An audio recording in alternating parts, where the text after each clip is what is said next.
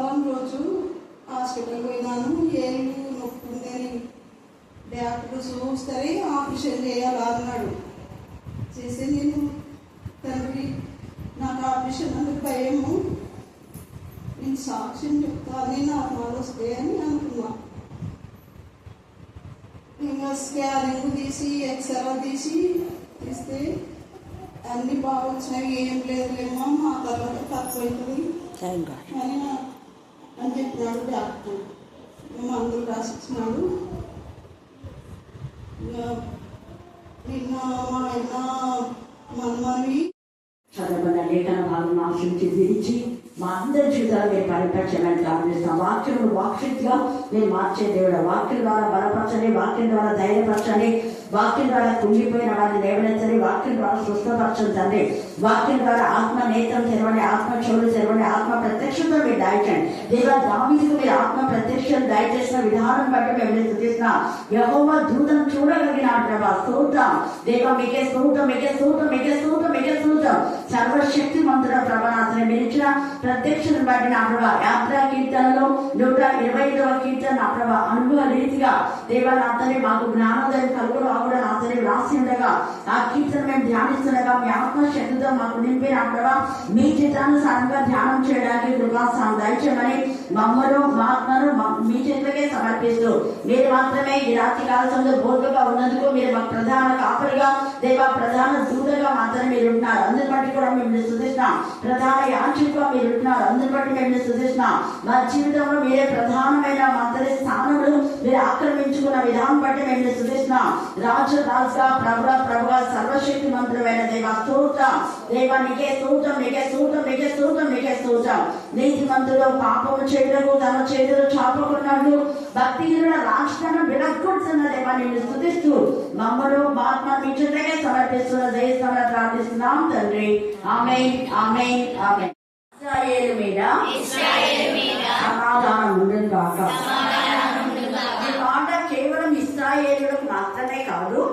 తండ్రి దేవుడు ఇశ్రాయేలీయులు అంటే ఇశ్రాయేలీలలో 12 గోత్రాలు ఉన్నాయి. ఎన్ని గోత్రాలు ఉన్నాయి? 12 గోత్రాలు. మరి యేసు ప్రభు ఏ గోత్రం వాడు? యేసు ప్రభుని బట్టి మనం కూడా ఏ గోత్రానికి చెందిన వాళ్ళం చెప్పండి? యూదా గోత్రం. మనం కూడా యూదా గోత్రమే. ఎందుకంటే ఆత్మలో జన్మించిన ప్రతి ఒక్కరు, ఆత్మ అంటే క్రీస్తు ఆత్మలో, క్రీస్తు ఆత్మలో జన్మించిన ప్రతి ఒక్కరు యూదా గోత్రం. యూదా కొదమ సింహములకు మనం కూడా దేవునికి మహిమకరంగా మనపక్షంగా రాజ్యం ఆడతారు యేసయ్య. అలాగనే క్రీస్తు వంశావళిలో మనం చేర్చబడినాం. కాబట్టి రాత్రి కాలంలో క్రీస్తు వంశావళికి సమాధానం కలుగుగాక. చెప్పండి అందరూ. క్రీస్తు వంశావళికి సమాధానము కలుగునుగాక. క్రీస్తు వంశావళికి సమాధానము కలుగునుగాక. అంటే తండ్రి అయిన దేవుడు ఆశీర్వదించడానికి కొన్ని వాళ్ళని అంటే గోత్రాలను ఏర్పాటు చేసుకున్నాడు కదా. రక్షణ మనకు రావాలంటే ఎవరి ద్వారా రక్షణ వస్తుంది? ఇంకా యూదా గోత్రం. యూదుల ద్వారానే రక్షణ ఉంది. తేటగా పరిశుద్ధాత్మదేవుడు తెలియజేశారు.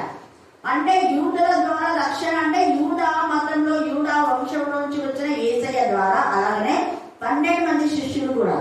తర్వాత మన ప్రాంతంలో భారతదేశంలో వచ్చినటువంటి తోమా కూడా, తోమా ద్వారా మనం రక్షణ పొందాం. దేవుడు పంపించాడు మన కోసమే తోమాను పంపించాడు. అంటే ఈ యూదులంతా కూడా అనేక ప్రాంతంలో స్ప్రెడ్ అయిపోయి ఆయా ప్రదేశంలో ఆయా ప్రాంతంలో దేవుని వాక్యాన్ని ప్రపంచం అంతటా ఒక రోజు కాదు, ఎక్కడ చెప్పండి, ప్రపంచం అంతటా రక్షణ సువార్త ప్రకటించబడ్డానికి దేవుడు 12 మంది శిష్యులను ఏర్పాటు చేస్తున్నారు.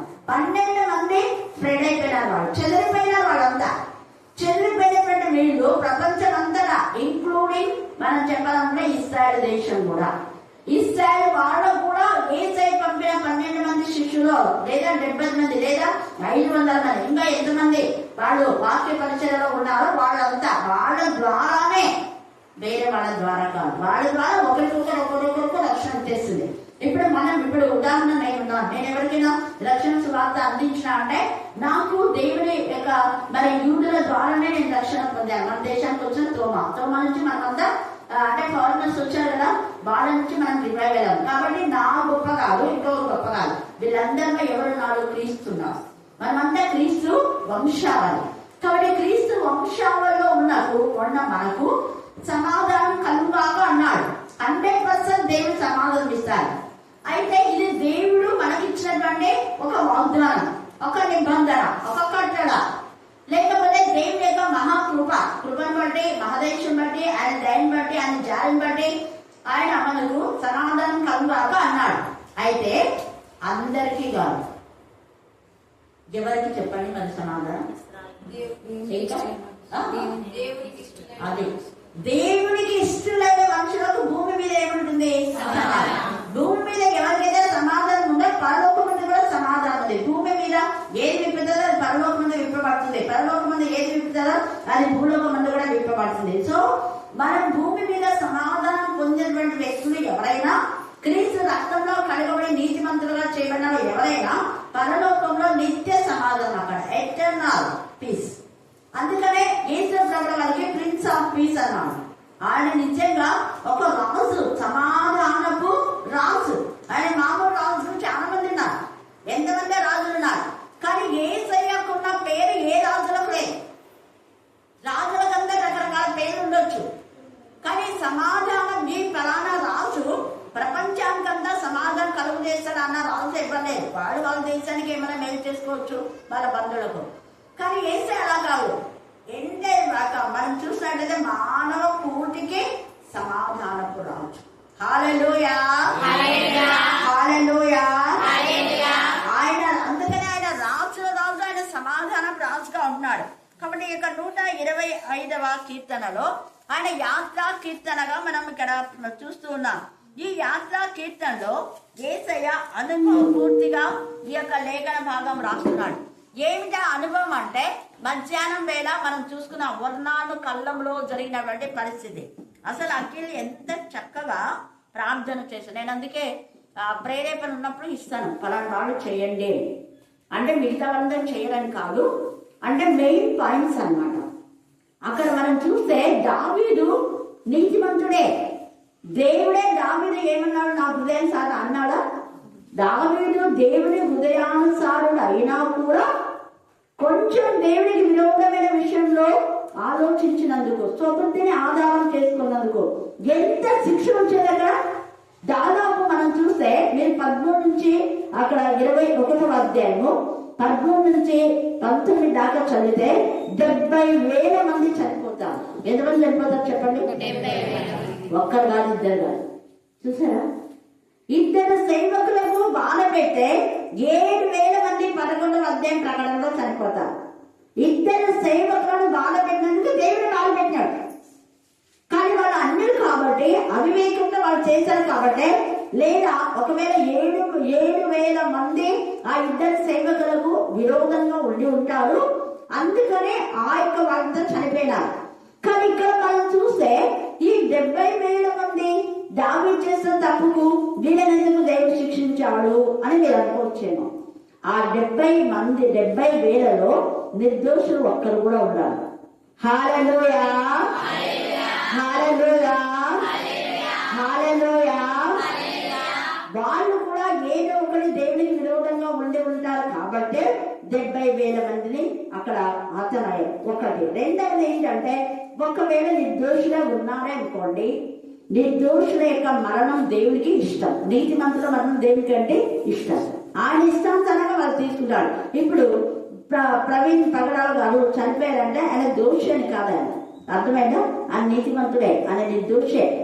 కానీ అతని మరణం ద్వారా దేవునికి ఇష్టమై కొంతమందికి జ్ఞానోదయం కలుగ చేయడం కోసమే ఇక్కడ 2 విధాలైన విధానంలో 70,000 మందిలో దేవునికి ఇష్టమైన వాళ్ళు ఉన్నారు, ఇష్టం లేని వాళ్ళు కూడా ఉన్నారు.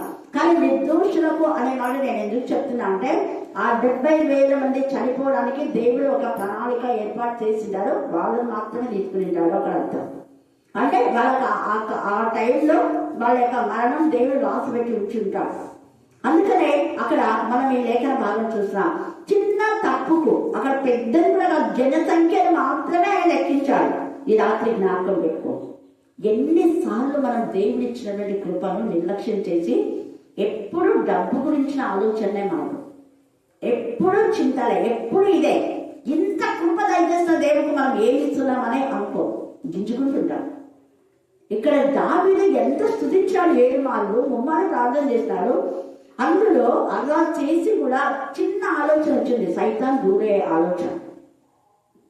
సాతాను ఎంత కీర్తి పరడో చూడాలి, మనం ఎంత నిష్కలంకంగా ఉండాలో అన్నది 21వ అధ్యాయము. మనము అక్కడ 2వ సమూయేలులో కూడా 24లో మనం చూస్తాం, ఇక్కడ 21లో మనం చూస్తాం. ఎలాగో ఉండాలి మనం, దోషారోపణ మన మీద లేకుండా ఉండాలి.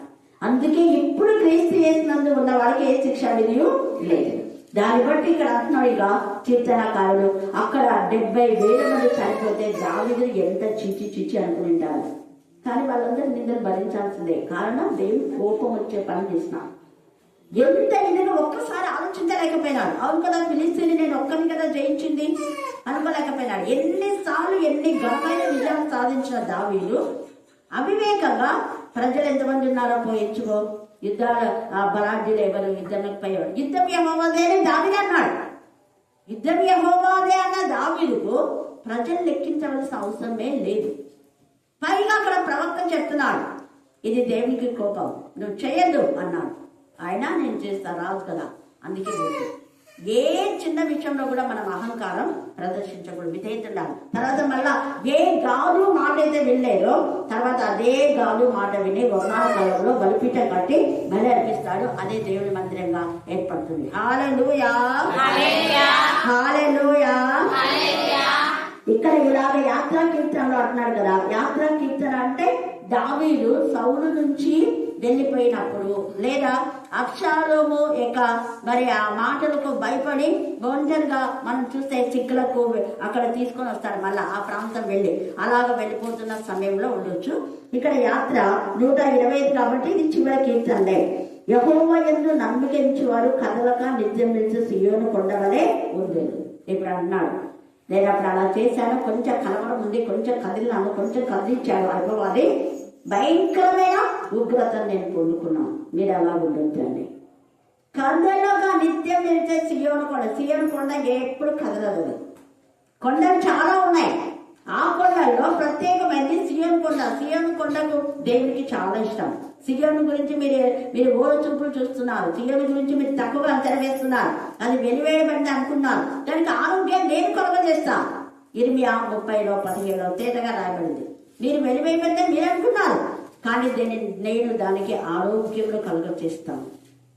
ఎంత తేటగా ఈ రాత్రి కాల సమయంలో సియోను గురించి దేవుడు మాట్లాడతారు. సియోను కుమార సంభ్రమపడు, ఎదుగో నీ రాజు భారవాహక పశు పిల్లని ఎక్కి నీ ఎదురుకు వచ్చుచున్నాడు. అందుకని ఇక్కడ సియోను కొండవలే యెరూషలేము చుట్టూ పర్వతములకు యెహోవా ఇది మొదలుకొని నిత్యము ఎవరి చుట్టూట తన మనం నిజంగా ఆయన ప్రజలమా, ఆయన గొర్రెలమా, ఆయన మేపే గొర్రెలమా? ఆయన మేపే గొర్రెలమైతే ఆయన స్వరమే వింటాం, మరి అన్యుల స్వరం వినాం. అక్కడిక్కడ పోయేది ఎందుకు? నిజంగా ఆయన మేపే గొర్రెలమైతే గొర్రె తన కాపరి స్వరాన్నే వింటాయి, అన్యుల స్వరం అవి వినవు అని యోహాను సువార్త 10వ అధ్యాయంలో రాయబడింది. మనం అన్యుల స్వరాన్ని వింటున్నామా? నీకోసమే ప్రార్థన చేసి నీకోసమే తప్పించే ఆత్మ సంబంధుల స్వరాలు వింటున్నామా? అది పెద్దలైనా, ఇక్కడ వాక్యం చెప్పేవారైనా, ఇంకొకరైనా, ఎవరి బిడ్డలై కావచ్చు. నీ తప్పును వాళ్ళు హెచ్చరించినప్పుడు సరి చేసుకో. అక్కడ నిజంగా ఎంత చక్కగా గాదు ప్రవక్త చెప్పాడు, కానీ వీళ్ళని దావీదు ప్రతిఫలం భయంకరంగా ఉంది. ఇక్కడ కూడా అంటున్నాడు కదా, యెహోవా ఇది మధుక నిత్యము తన ప్రజల చుట్టూ, మనం దేవుడి ప్రజలమని మనం నిజంగా మన ఆత్మ మన మీద దోషారోపణ చేయకుండా సాక్ష్యం ఇవ్వాలి. యేసయ్య ఆత్మ మన పక్షంగా సాక్ష్యం, మీరు నిజంగా నా ప్రజలు. ఎక్కడ నా ప్రజల కాలని చెప్పానో అక్కడ మీరు నా ప్రజలు అంటాడు, ఇప్పుడు పశ్చాత్తాపడినప్పుడు. రెండవది, నీతిమంతులో పాపము చేయటము తమ చేతులు చాపకున్నట్లు. దీని అర్థం ఏంటంటే, క్రీస్తు రక్తంలో కడగబడిన మనము పాపం చేయకుండా, భక్తిహీనుల రాజదండం మన మీద ఉండకుండా దేవుడే మనం కాపాడుతాడు. ఎంత ప్రేమ కలుగుతాడు, పరిశుద్ధుడు ఆయన పరిశుద్ధంగా కోరుకున్నాడు. కీర్తన 93:5 ఎన్నడెన్నడికి పరిశుద్ధతనే తగిన అంటున్నాడు. 1 పేతురు 1:14 నేను పరిశుద్ధులైనా మీరు కూడా పరిశుద్ధంగా ఉండండి. పరిశుద్ధుల పరిచయ, పరిశుద్ధుల సహవాసం, పరిశుద్ధుల కొరగైన ప్రార్థన, పరిశుద్ధులతో కలిసి ప్రార్థన, పరిశుద్ధుల ప్రార్థన దేవుని సన్నిధికి వెళ్తుందని ప్రకటన 5లో ఉంది, ప్రకటన 8లో కూడా ఉంది. కాబట్టి పరిశుద్ధత చాలా ప్రాముఖ్యం. ప్రతి దినం వాక్యం అనే ఈ నీటి ద్వారా ఉదక స్నానం చేయబడి వాక్యం ద్వారా హెచ్చరింపబడినప్పుడు వెంటనే మన బ్రతుకులు సరిదిద్దుకున్నాం. కానీ మళ్ళీ పాపంలో ఏం కాదులే, ఏమైతుందిలే, ఈ ఒక్కసారిలే, ఈ కొంచెం పాపం, చిన్న పాపమే కదా అనుకోదు. చిన్న పాపమైనా కడతో కొట్టాల్సిందే, పెద్ద కడతో అప్పుడైతే తెస్తుంది. కాబట్టి చిన్నది అనుకోవద్దు. చిన్నదైన పాపమే, పెద్దైన పాపమే. మన చేతులు పరిశుద్ధంగా ఉండాలి. పరిశుద్ధమైన చేతులెత్తి దేవుని స్తుతించాలని వ్రాయబడింది. కాబట్టి ప్రతిదినం మన చేతులలో దేవుని యొక్క వాక్యం మన హృదయం నిండా ఉంటే ఆ హృదయంలో ఉన్న రక్తము మన చేతుల్లో ఉన్న నాళల్లోకి వెళ్ళి పాపాన్ని నెత్తిస్తుంది. నువ్వు పరిశుద్ధమైన బిడ్డవు, దేవుని వాక్యం నీలో ఉంది, దేవుని వాక్యం నీలో ఉంది. కాబట్టి నువ్వు పాపం చేయవు, చేయగలవు. మొదటి యోహాను 5వ అధ్యాయం, మొదటి యోహాను 5వ అధ్యాయంలో మన మధ్యాహ్నం వేళ చూసుకున్నాం. చదవండి. దేవుని మూలంగా పుట్టినవాడు అని ఉంటుంది. దేవుని మూలంగా పుట్టిన వాడెవడు? వచనం చెప్పుకున్నాం. 18వ వచనం. దేవుని మూలంగా పుట్టిన వాడెవడును? దేవుని మూలంగా పుట్టినవాడు అంటే క్రీస్తులో జన్మించిన మనం, ఆత్మలో జన్మించిన మనం. దేవుని మూలంగా పుట్టినవాడు ఎవడు? పాపం చేయడని ఎరుగుదుము. పాపం చేయడం మీకు తెలుసు కదా. ఎంత నీతిమంతులు పాపము చేయడం తమ చేతులు చాపకుండా భక్తిహీనుల రాజదండం నీతిమంతుల శ్వాస మీద ఉండదు. కాబట్టి దేవుడు మనకు తోడుగా ఉన్నాడు. కాబట్టి వాళ్ళు పాపం చేయరు. దేవుడు అంటే వాక్యం, వాక్యం తోడుగా ఉంది. దేవుడు నేను పాపం చేయకున్నట్లు నీ వాక్యం నా హృదయంలో ఉంచుకొని ఉన్నానని దావీదు 119:11 తేటగా చెప్తారు. కాబట్టి యవనస్తులు దేని చేత తమ రక్తం శుద్ధిపరచుకుంటారు అంటే నీ వాక్యము చక్కగా ఒక్కటింకగా చక్కగా నిలబడి నలుగుతున్నా నేను ఇట్లా మాట్లాడాలి. చక్కగా నిలబడిన వాళ్ళతోనే దేవుడు మాట్లాడతారు. అంతేగాని వంకటింకలుగా భయభక్తి లేకుండా, వాక్యంలో చదవకుండా, ప్రార్థన చేయకుండా, దేవుని సన్నిధికి రాకుండా నిర్లక్ష్యంగా ఉండి దేవుని సన్నిధిలో ఉండడం కాదు. అందుకనే అక్కడ నీతిమంతులు పాపం చెయ్యకు తమ చేతులు చాపకుండినట్లు భక్తిహీనుల రాజదండం నీతిమంతుల స్వాస్థ్యం మీద ఉండదు. స్వాస్థ్యం అంటే మన శరీరమే. మన శరీరం దేవుడు మనకి ఇచ్చిన స్వాస్థ్యం. మీరే నా స్వాస్థ్యం అన్నారు, మీరే నా మనమే ఆయన ఇల్లు అన్నాడు. ఎంత ప్రేమ కలదండి. హస్తకృత్యమైన ఆలయాలలో నేను నివాసం చేయను. శృంగారమైన దేవాలయం కోట్లు పెట్టి మీరు కట్టుకున్నా అక్కడ నేనుంటాను మీరు అనుకున్నారా? ఆ మందిరం పరిశుద్ధమని మీరు అనుకున్నారా? మీరు పరిశుద్ధంగా ఉంటే, మీ హృదయంలో నేనుంటే, మీరు నాలో నేను మీలో ఉంటే అప్పుడు ఆ మందిరానికి విలువ, అప్పుడు ఆ మందిరంలో నేను ఉంటాను. ఎందుకు? నీలో నేను ఉన్నాను కాబట్టి. హల్లెలూయా, హల్లెలూయా. అందుకని ఇక్కడ నీతిమంతులు పాపం చేయకున్నట్లు ఆ యొక్క నీతిమంతుల యొక్క స్వాస్థ్యం మీద దేవుని యొక్క దక్షిణ హస్తం ఉండి ఈ మొదటి యోహానులో ఇప్పుడు చెప్పినట్టుగా మీకు తెలుసు కదా వాళ్ళు దేవుని పిల్లగా పుట్టారు. ఒకటి పాపం చేయాలి, రెండవది మొదటి యోహాను 18-20 అక్షరాలు తన్ను భద్రం చేసుకోవాలంట. రెండోది ఏం చేస్తాడు? భద్రం. ఇక్కడ అంటున్నాడు కదా, యెహోవా యందు నమ్మికించే వారు కదలడు వాడు భద్రం చేసుకుంటారు. కారణం దేవుడి యందు నమ్మికించున్నారు. యెహోవా అంటే వాక్యమే. ఆది యందు వాక్యం ఉండేది, వాక్యము దేవుడే. ఆ వాక్యంలో నమ్మికకి వస్తున్నారు. వాక్యం కోసం ఇక్కడికి వచ్చారు. దేనికోసమే? ప్రతి దినం ఎంత కృతం అది కూడా అక్కడ చేసినాడు. దేవుడికి స్తోత్రం. ప్రతి దినం దేవా నీ సన్నిధి అన్ను దినము ఆయన గడపనంతో చేరి, ఆయన ద్వారబంధంలో చేరి, ఆయన ఉపదేశం వినే వారు ధన్యులు అన్నాడు. సామెతలో మనం చూస్తే ఎంత తేటగా ఆ మాట రాయబడింది. 8వ అధ్యాయం 32వ వచనం. సామెతలు 3:8 నీ స్వబుద్ధిని ఆధారం చేసుకోవద్దు. పాపం చేయడానికి నీ యొక్క ఆత్మ ప్రేరేపింపజేస్తారు. ఎందుకు? ప్రార్థన పోతే ప్రార్థనగా పోకపోవడం, ప్రార్థన చేయకపోవడం, శుద్ధి చేయకపోవడం, వాక్యం వినకపోవడం, వాక్యం పట్ల అశ్రద్ధగా ఉంటే శాపం. యెహోవా కార్యముల పైన అశ్రద్ధ చేయవాడు ఏమవుతాడు? గట్టి చెప్పాలా, మళ్ళీ చెప్పాలా? మరి శాపాలు ఎక్కడి నుంచో రావడం కాదు. దేవుడి విషయంలో, దేవుడి పిల్లల విషయంలో ఏమాత్రం అశ్రద్ధ చేస్తే శాపమే. అక్కడ ఇద్దరు సేవకులను వాళ్ళు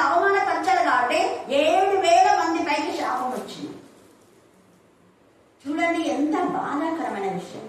ఇక్కడ చూస్తే ఆ దేవుని భయభక్తి కలవాడే, దేవుని చేత మరి ప్రశంసింపబడిన వాడే దావీదు.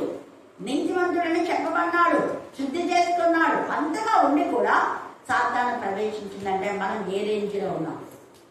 ఒక్కసారి ఆత్మ అంటే ఎంతగా నిష్టగా మనం ఉండాలి.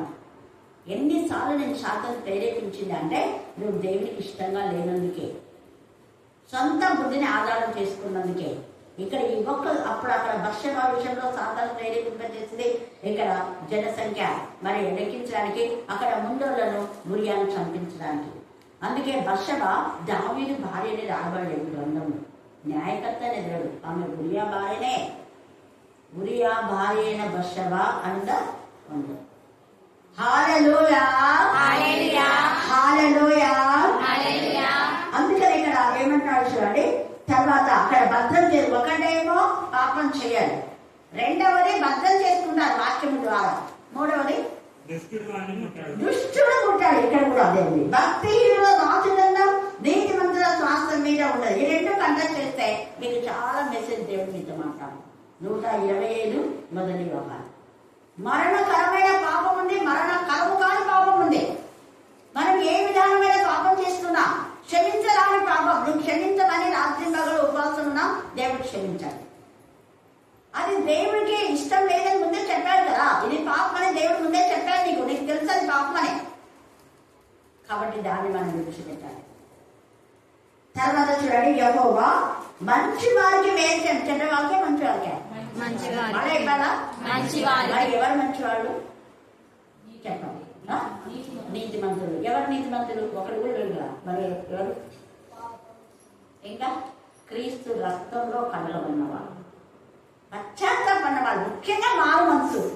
మారు మనసు ఉంది అంటే పాపం చేయజాలం. మారు మనసు ఉంది అంటే పరిశుద్ధంగా ఉంటావు. పరిశుద్ధంగా ఉన్నా అంటే దుష్టుడు నేను ముట్టాడు. నిన్ను ముట్టాలని వచ్చినాడు, వాడు ఏ మార్గం కూడా వెళ్ళిపోతాడు. ముక్కు గాలం వేసి దేవుడు వెనక్కి పంపించేస్తాడు. దేవుని దూత ఊరుకోదు. యెహోవా దూత అక్కడ 70 మందిని చంపేసింది. యెహోవా దూతను చూశాడు, దాన్ని సాగిన పడ్డాడు, భయపడ్డాడు. ఇంకా అసలు ఉన్నాను కళ్ళంలో కూడా వెళ్ళలేదు.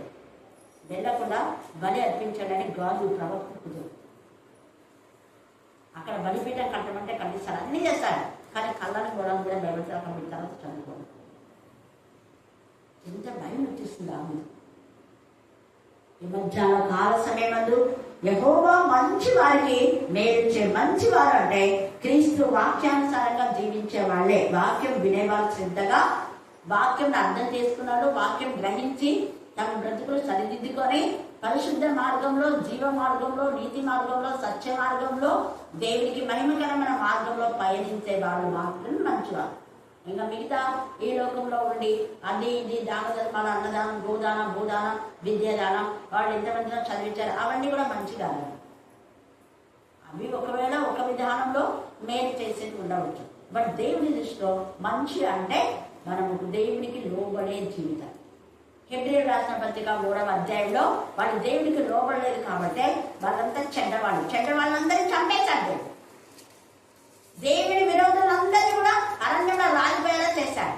అవిధేయత 4వ అధ్యాయం ఉండేది 3వ అధ్యాయం. వారి అవిధేయత ద్వారా వారు విశ్రాంతిలో ప్రవేశించలేకపోయి అన్నారు. ఈ రాత్రి మనం పరలోక రాజ్య వారసులు అవ్వాలంటే దేవుని చేత మంచి అని అనిపించుకుందాం. యెహోవా మంచి వారికి మేలు చేయము, యథార్థ హృదయులకు మేలు చేయ. మంచి వాళ్ళే యథార్థ హృదయులు, యథార్థ హృదయులు మంచివారు. వీళ్ళే నీతిమంతులు. తమ వంకర త్రోవలకు తొలగిపోవాలి. ఈ రోజు పాపాన్ని ప్రస్తుతం మళ్ళీ వంకర త్రోవకు పోవాలి.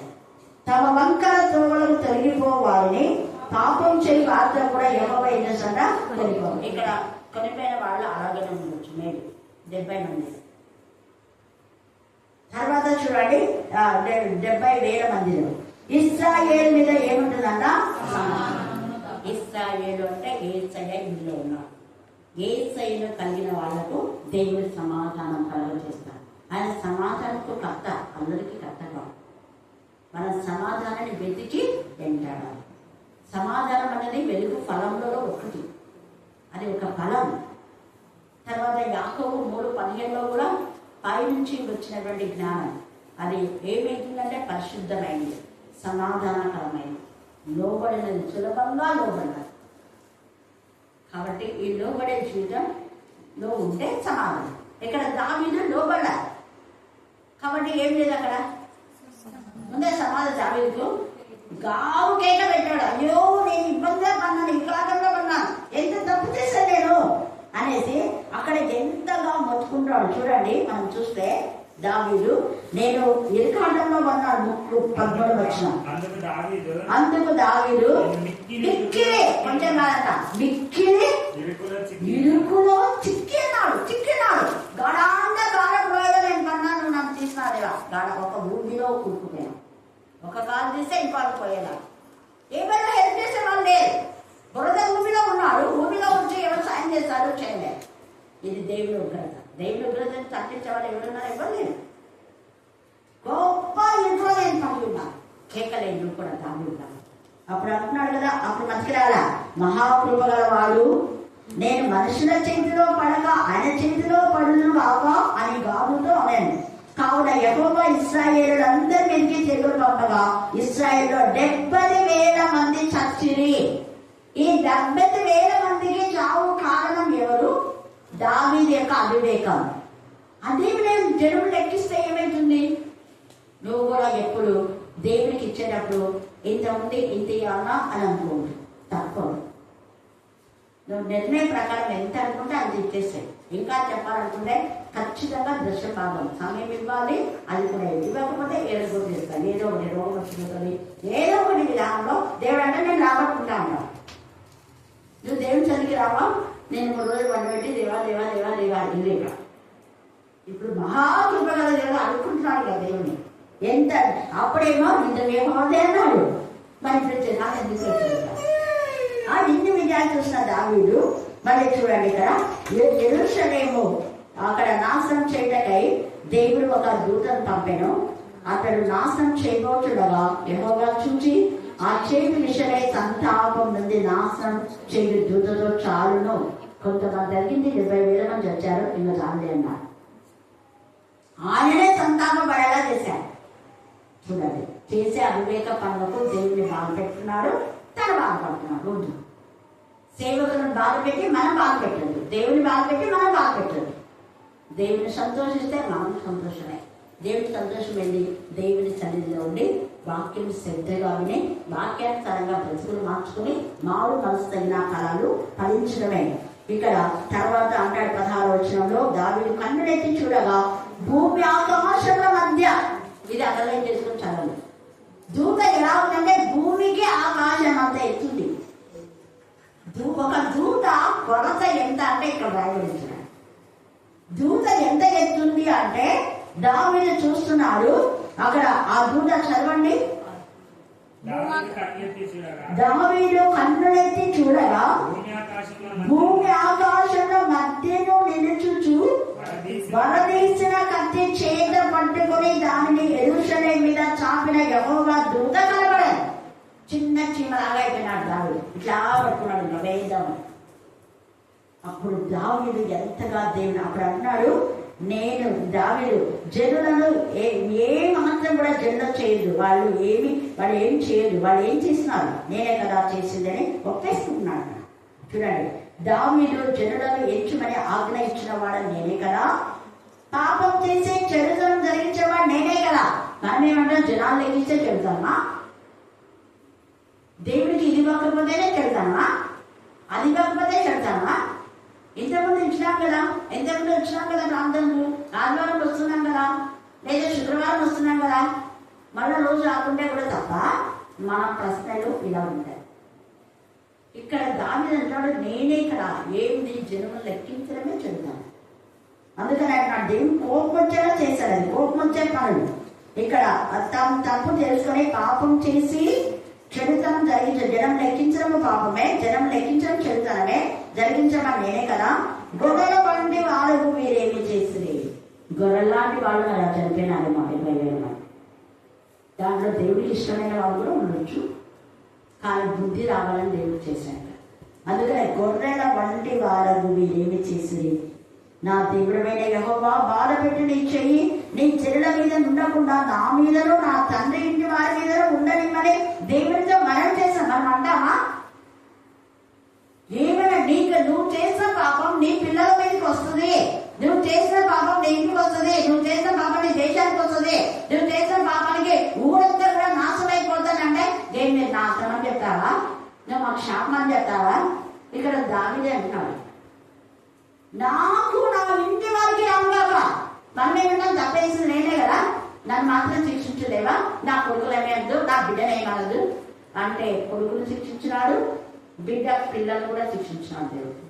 సౌలు యొక్క కొడుకు మనం చూస్తున్నాం కదా, గతంలో లేఖన చూసుకున్నాం.